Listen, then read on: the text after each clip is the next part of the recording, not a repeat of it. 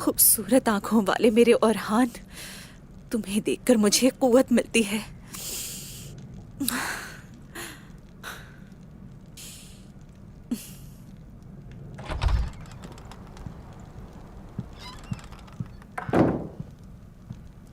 हमारी तरफ से सारे इंतजामात मुकम्मल हैं, चलें।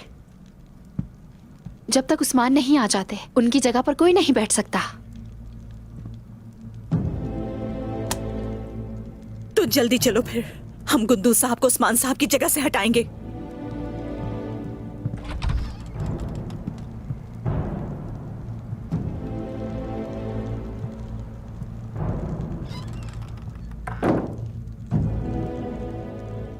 वो गलती पर है और इस वक्त गुस्से से भरा हुआ है।